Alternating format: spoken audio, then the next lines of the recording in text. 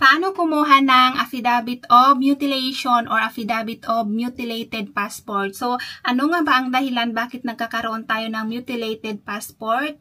Ano yung mga requirements kapag mag-renew tayo ng passport? So, hello mga be! Ayan, welcome dito sa aking channel.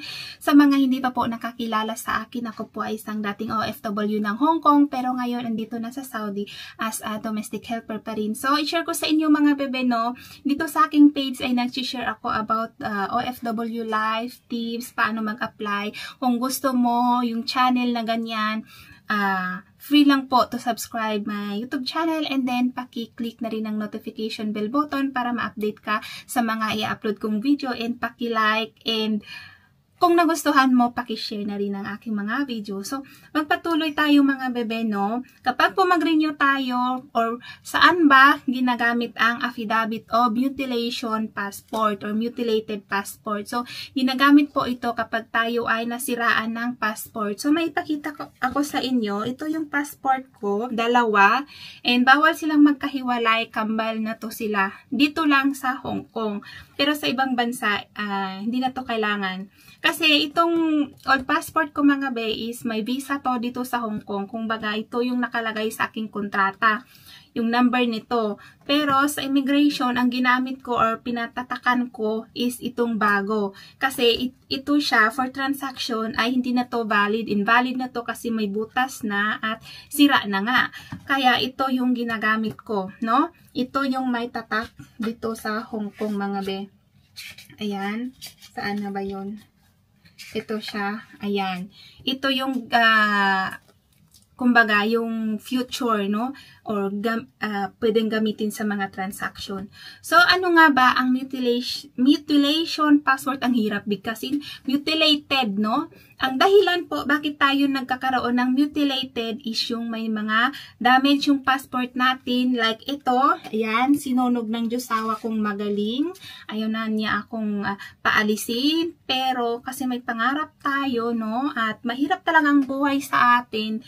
So, ayun, ambisyosa yung bebe nyo, kaya ito, no? Nandito ako sa Hong Kong. So, ano nga ba? So, una, may sunog, no?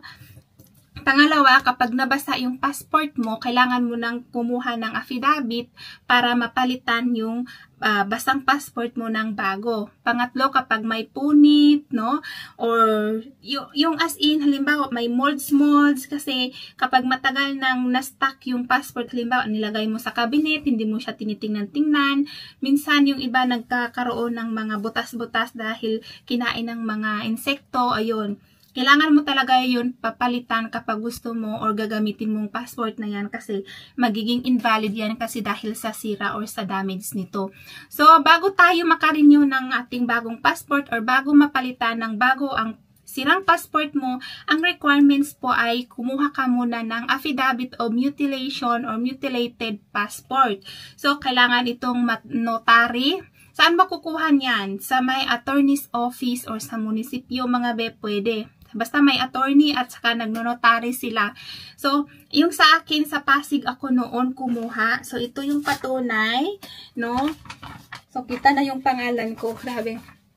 Sa may, ano ako kumuha? Sa may, ayan. Ito, I Lovely, the legal age married Filipino citizen resident of Eddie Cruz, Calawaan, Pasig City. After having been duly sworn to accordance with law or hereby disposed. So, mga bebe, sa affidavit of mutilation, no, dapat ilagay nyo dito ano yung dahilan, ipalagay nyo talaga kasi mayroong mga sekretary ng attorney na hindi alam, no, kung ano yung dapat ilagay. So, mga bebe, ako noon, nag-search muna ako kung ano yung dapat na ilagay sa mutilation or sa affidavit ko, no? Kasi sira yung sa akin. So, may mga ibang dahilan, no? Dapat ilagay mo dyan anong dahilan, dapat ipalagay mo ano ang dahilan, bakit siya na-damage, no? Yung number ng passport mo, yung pangalan mo, dapat kumpleto, yung address kung saan ito ginawa, and then, mga bebe, purpose, kung bakit ka magpapalit ng passport, saan mo gagamitin, ipalagay mo dyan, no? Tapos, dapat may witness, may perma mo, tapos may perma ng attorney, at saka nakanotary siya, mga bebe. Yun po ang tama or pagkuha ng affidavit of mutilation passport. So, grabe mo, mga be, ang hirap bigkasin. So, ayan nga, to be continue. So, alam nyo, nung kumuha ako ng or nag-renew ako ng passport kasi nga may sira, mga bebe. So, tinakot pa ako ng agency noon.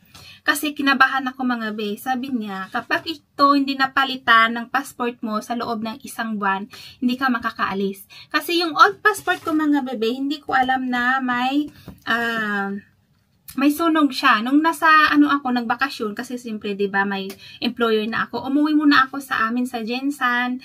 Tapos nagbakasyon ako doon, mga beno, at hinatid ko rin yung anak ko noon. And then so ayun nga, make the story short, mga bebe, no, nung chinek na ng staff ng agency ang passport ko, nakita na may sunog siya. So sabi sa akin, kailangan, alam kasi nila na nagbakasyon ako, no? Sabi sa akin, pumunta ka na dito sa Manila, mag-book ka ng appointment para ma-renew, mapalitan yung passport mo kasi may sunog. Bakit mo to binigay dito na may sunog pala ito? Bakit hindi mo chine-check? Eh may employer ka na, may kontrata ka na, tapos ang passport na ito na may sunog or may damage ay meron ng visa. Kailangan mo nang bumalik dito sa Manila. So, ayun nga, be, pinakuha ko ng affidavit of utilization para makapag-renew or mapalitan yung passport ko. So, ayun, mga be, kinabahan ako. Sabi ko, paano na to? Wala akong supporting ID. So, diba, kapag mga government transaction yung gagawin natin, mag-claim nga ng pera, minsan kailangan ng supporting ID. Bali, dalawa dapat yung ID mo. Ako, be, wala akong ni isang ID.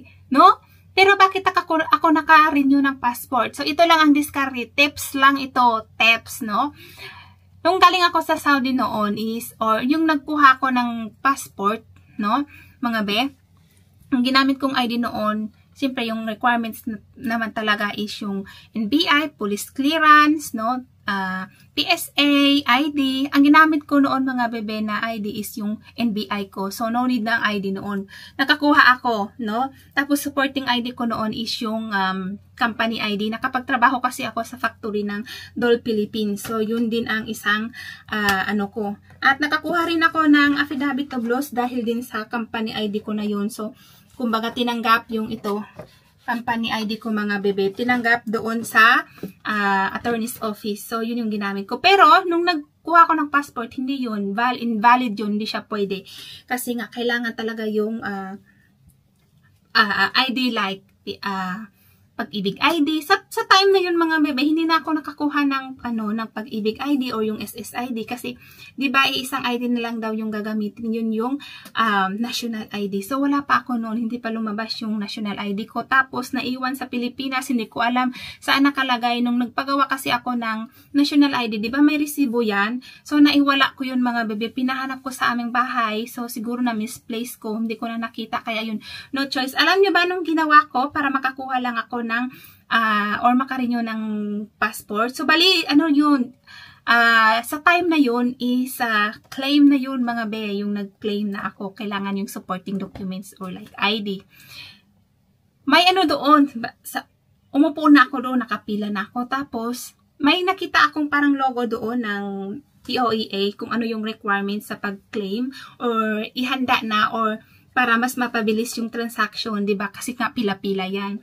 Kailangan na ihanda ng mga documents para mapabilis yung transaction. So, pumunta ako doon, nagbasa-basa ako, sabi ko, hindi ko talaga ito ma-claim yung passport ko kasi wala akong ID.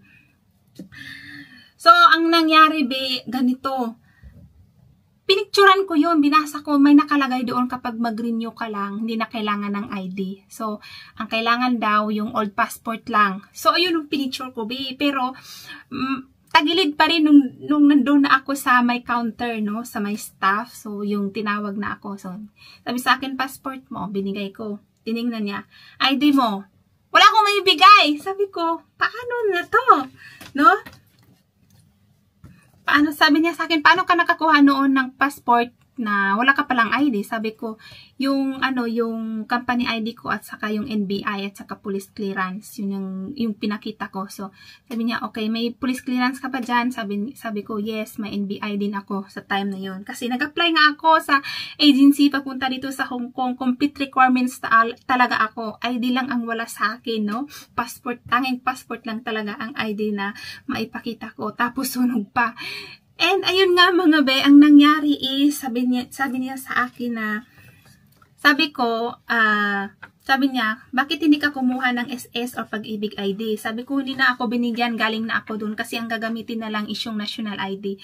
So sabi niya sa akin, paano to? Hindi talaga to ma-process or ma-renew, ma-release itong passport mo kapag wala kang ID. Sabi ko, ma'am, kaya malakas yung loob ko na pumunta dito kasi nga nakita ko sa requirements sa labas, sa may logo sa labas na pwede naman kumuha or mag-claim or mag-renew ng passport. So, ang ibibigay lang daw yung passport, hindi na kailangan ang ID. So, yun yung yung pinakita ko sa kanya. Sabi ko, pinicturan ko nga ma'am, tapos pinakita ko sa kanya. Sabi niya, ay oo nga kapag renew, hindi na kailangan ng ID. So, sabi niya, teka muna. Sabi ko, ma'am, pagbigyan mo na ako kasi nga may visa na yung passport ko, please. Yan na lang talaga ang pag-asa ko.